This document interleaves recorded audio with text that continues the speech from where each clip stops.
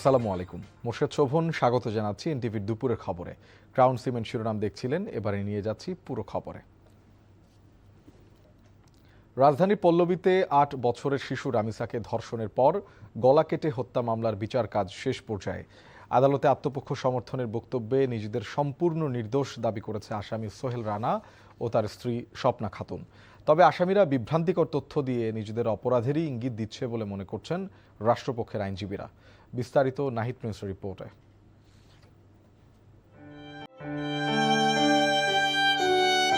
রাজধানীর পল্লবীতে শিশু রামিসা আক্তারকে ধর্ষণ ও হত্যা মামলার বিচার কাজ এগুচ্ছে প্রত্যাশিত সময় অনুযায়ী।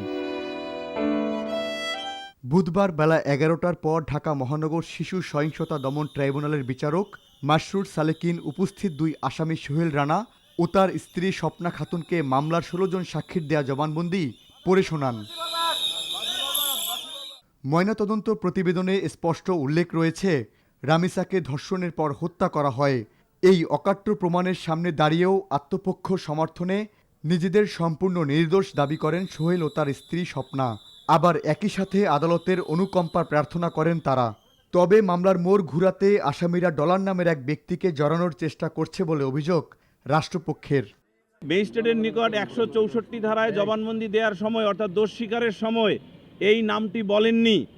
এই ডলার নামটি ব্যক্তি কিনা সেটাও তো আগে যাচাই করতে হবে, কারণ ডলার একটি দেশের মুদ্রা। এই বিষয়ে আমাদের বক্তব্য ক্লিয়ার, এটা হলো রেকর্ড বহির্ভূত বিষয় এবং ১ নম্বর আসামির এক ধরনের মামলার সম্পর্কে চতুরতার সহিত এই শব্দটি উচ্চারণ করেছেন।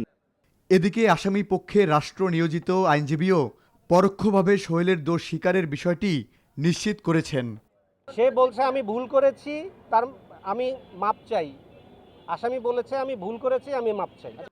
হত্যাকাণ্ডের পর বাথরুমের গ্রিল কেটে সোহেলের পালিয়ে যাওয়ার চাঞ্চল্যকর বিবরণ সহ তথ্য প্রমাণ আমলে নিয়ে এই মামলায় দৃষ্টান্তমূলক শাস্তির আশা করছে রাষ্ট্রপক্ষ। দোষ স্বীকার করে যিনি আসামি তার স্বীকৃত জবাবদি দিয়েছেন, সেই ম্যাজিস্ট্রেট সবাই আদালতে সাক্ষী দিয়ে সেই মামলাটি প্রমাণ করার জন্য তাদের সর্বোচ্চ সহযোগিতা করেছেন। আমরা আশা করছি এই মামলাটি একটি দৃষ্টান্তমূলক মামলা হিসাবে থাকবে। রাষ্ট্রপক্ষের আইনজীবীরা আশা করছেন আইনি মারপ্যাচ আর নাটকীয়তার আড়ালে অপরাধীরা পার পাবে না। Nahid Prince, NTV news, Dhaka. সকল শ্রেণী পেশার মানুষের কল্যাণের কথা চিন্তা করেই আগামী বাজেট দেওয়ার উদ্যোগ নিচ্ছে সরকার। সকালে সচিবালয়ে প্রধানমন্ত্রীর সঙ্গে জাপানের বৃহৎ ট্রেডিং ও বিনিয়োগ প্রতিষ্ঠান মিৎসুই অ্যান্ড কোং এর প্রতিনিধি দলের বৈঠক শেষে একথা জানান অর্থমন্ত্রী আমির খসরু মাহমুদ চৌধুরী। তিনি বলেন, বিগত সময়ে লুটপাট আর অনিয়মের কারণে অর্থনীতির অবস্থা খুবই নাজুক। বাজেটের সুফল যাতে প্রতিটি নাগরিকের কাছে যায়, সরকার সে চেষ্টাই করছে জানিয়ে মন্ত্রী বলেন, ঋণ নির্ভর অর্থনীতির বিপরীতে বিনিয়োগ নির্ভর অর্থনীতি গড়তে চায় সরকার। আগামী বাজেটের মাধ্যমে $1 ট্রিলিয়ন অর্থনীতি বাস্তবায়নের দিকে এগিয়ে যাওয়ার প্রত্যাশা অর্থমন্ত্রীর।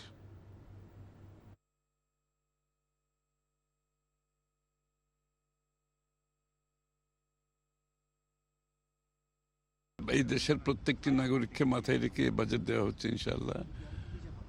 আমাদের একটা খারাপ সময়, ভঙ্গুর অর্থনীতি, তার মধ্যে আমরা চেষ্টা করেছি বাংলাদেশের প্রতিটি মানুষের কথা চিন্তা করেছি। সবাইকে মাথায় রেখে বাজেট দেওয়া হবে ইনশাআল্লাহ। পররাষ্ট্র প্রতিমন্ত্রী শামা ওবায়েদ বলেছেন, অন্য দেশের কেউ হাদি হত্যা নিয়ে কি বলল তা বাংলাদেশের আমলে নেয়ার বিষয় না। হাদি হত্যার বিচার করতে বাংলাদেশ প্রতিজ্ঞাবদ্ধ। সকালে পররাষ্ট্র মন্ত্রণালয়ের এক ব্রিফিংয়ে এসব কথা বলেন পররাষ্ট্র প্রতিমন্ত্রী। তিনি বলেন, জাতিসংঘের সাধারণ পরিষদের সভাপতি হিসাবে পররাষ্ট্রমন্ত্রী ডক্টর খলিলুর রহমান নির্বাচিত হওয়ায় বাংলাদেশের মানুষের জন্য গর্বের। তিনি এটিকে বাংলাদেশের গণতন্ত্রের বিজয় বলেও উল্লেখ করেন। ব্রিফিংয়ে তিনি আরও বলেন, শুধু জাতিসংঘ নয়, সারা বিশ্বেই বাংলাদেশের উপর আস্থা রেখেছে। এই নির্বাচনই তার প্রমাণ। এদিকে প্রধানমন্ত্রীর প্রথম বিদেশ সফর নিয়ে প্রতিমন্ত্রী জানান, বহু দেশ থেকে আমন্ত্রণ এসেছে। প্রধানমন্ত্রী কোথায় যাবেন সেটি একান্তই তার নিজস্ব সিদ্ধান্ত।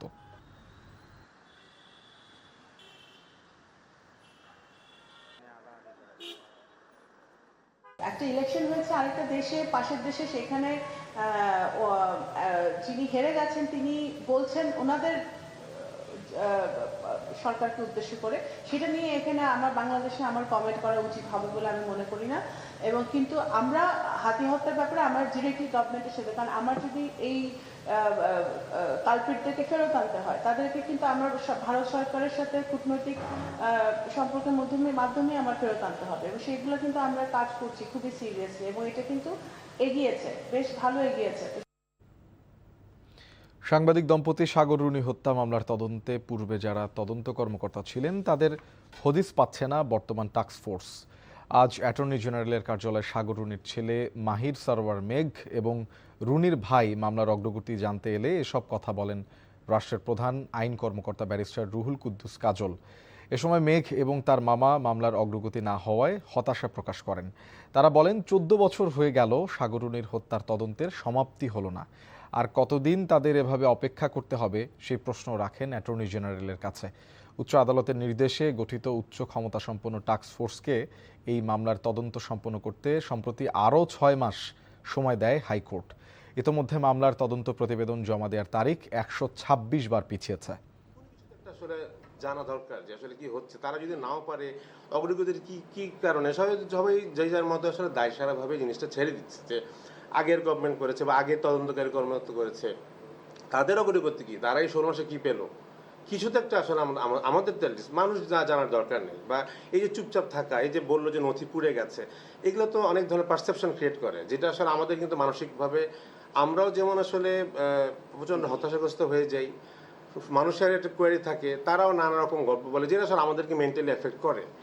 ঘটনার অব্যবহিত পরে যে সমস্ত আইন শৃঙ্খলা রক্ষাকারী বাহিনীর দায়িত্বপ্রাপ্ত ব্যক্তিরা ঘটনাস্থলে ক্রাইম সিনে গেছেন, তারা আনট্রেসেবল, এবং প্রাথমিকভাবে যাদের তত্ত্বাবধানে থাকার করা দরকার ছিল, সেখান থেকেও তারা কোনো উপকার পাচ্ছেন না। বছরের পর বছর বিলম্ব ঘটেছে, এটা তো বাস্তবতা মানতে হবে। রাজধানীর আদ্দিন হাসপাতালে প্রসব পরবর্তী ওয়ার্ডে 6 নবজাতকের মৃত্যুর ঘটনায় তদন্ত কমিটির প্রতিবেদন জমা দেওয়ার কথা রয়েছে আজ। এই ঘটনায় স্বাস্থ্য মন্ত্রণালয়ের চলমান তদন্তের পাশাপাশি স্বাস্থ্য অধিদপ্তর থেকেও একটি তদন্ত কমিটি গঠন করা হয়। উভয় কমিটির প্রতিবেদনের উপর ভিত্তি করেই চূড়ান্ত আইনি ব্যবস্থা নেওয়া হবে।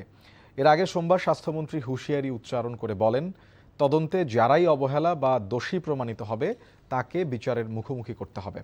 ভবিষ্যতে যেন এমন মর্মান্তিক ঘটনার পুনরাবৃত্তি না ঘটে সে বিষয়ে সরকার জিরো টলারেন্স নীতি গ্রহণ করেছে। সারা দেশে গেল 24 ঘন্টায় নিশ্চিত হামে মৃত্যু না থাকলেও হামের উপসর্গে আরও 6 শিশু মারা গেছে। এ পর্যন্ত মোট প্রাণহানি 594 জন। স্বাস্থ্য অধিদপ্তর এই তথ্য জানিয়েছে।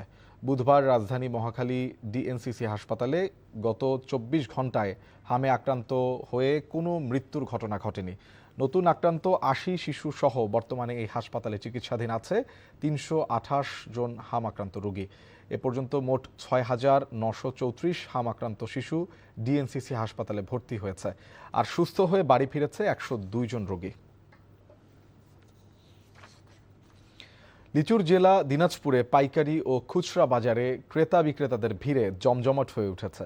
দিনাজপুরের নিউ মার্কেট ফল বাজারে ও পুলহাট অস্থায়ী বাজারে কেনাবেচা চলছে পুরো দমে। এই জেলায় উৎপাদিত লিচু শতকরা 20 ভাগ জেলার চাহিদা মিটিয়ে 80 ভাগ লিচুই চলে যাচ্ছে সারা দেশের বিভিন্ন জেলায়। এবার দাম পেয়ে খুশি বাগান মালিক ও লিচু চাষিরা। চলতি বছর দিনাজপুরে 7,370 হেক্টর জমিতে লিচু বাগান রয়েছে। এবার উৎপাদনের লক্ষ্যমাত্রা নির্ধারণ করা হয়েছে 39,550 মেট্রিক টন লিচু, যা দেশের চাহিদা মিটিয়ে বিদেশে রপ্তানি করা সম্ভব। কিন্তু মাল অনুযায়ী মালের কি দাম নাই, কৃষকরাও লস করতেছে, যারা পাইকার মাল নিয়ে যাচ্ছে তারাও লস করতেছে, সাধারণ জনগণ যারা লিচু কিনতেছে ক্রেতারা, তারা বেশি দাম দিয়ে লিচু কিনে খেতে হচ্ছে। মাল অনেক আমদানি হয়েছে, হ্যাঁ, মানুষ মন ভরে লিচু নিজের পছন্দ মতো কিনতে পারতেছে। মার্কেটে লিচু কম দেখা যাচ্ছে, তুলনামূলক দাম ঠিক আছে আর কি, গতবারের মতোই ছিল দাম এবং এরকম ভালো আছে। চায়না থ্রি যেটা আছে 1400 টাকার মতো যাচ্ছে, আর যেটা হচ্ছে বেদানা সেটা 600 থেকে 700 টাকার মধ্যে পাওয়া যাচ্ছে। জাতীয় নাগরিক পার্টি এনসিপির মুখ্য সমন্বয়ক নাসির উদ্দিন পাটোয়ারি বলেছেন, বিএসএফ বাংলাদেশে পুশ ইন করার জন্য অনেক মানুষকে জড়ো করেছে। ভারত যেন এদেশে কাউকে পুশ ইন করতে না পারে সেজন্য সরকারকে আহ্বান জানান তিনি। দুপুরে বেনাপোলের সাদিপুর সীমান্ত এলাকা পরিদর্শন করে এসব কথা বলেন তিনি। বলেন, সাম্প্রতিক সময়ে ভারত বাংলাদেশ সীমান্তে পুশিং কার্যক্রম চলছে, যা ভারতের রাষ্ট্রীয় নির্দেশনায় হচ্ছে বলে দাবি করেন পাটোয়ারি। তিনি বলেন, বাংলাদেশের সার্বভৌমত্ব রক্ষায় দল মতের ঊর্ধ্বে উঠে রাত জেগে সীমান্ত পহরা দিতে হবে। শুভেন্দু অধিকারী সরকার বা বিজেপি সরকার করছে, তা আমরা সরকারকে আহ্বান জানাই, সরকারের কঠোর হওয়া প্রয়োজন, সরকারের এখানে নম হওয়া প্রয়োজন নাই। বাংলাদেশের মানুষ আপনাদের এটা একটা লিটমাস টেস্ট, এই লিটমাস টেস্টে যদি আপনারা ফেল করেন তাহলে কিন্তু বাংলাদেশের মানুষ আপনাদেরকে ফেল করে দিবে। কারণ বাংলাদেশের মানুষ সার্বভৌমত্ব স্বাধীনতার প্রশ্নে আপোষ করবে না, কারণ এটা আমাদের বাপদাদাদের রক্ত থেকে না। এই ছিল দুপুরের খবরে। এই খবরের ভিডিও সহ আপডেট জানতে ভিজিট করুন এনটিভি অনলাইন www.ntvbd.com। এছাড়াও এনটিভির জনপ্রিয় সব অনুষ্ঠান ও খবরের আপডেট জানতে ভিজিট করুন আমাদের ইউটিউব ও ভেরিফাইড ফেসবুক পেজ। ধন্যবাদ সবাইকে।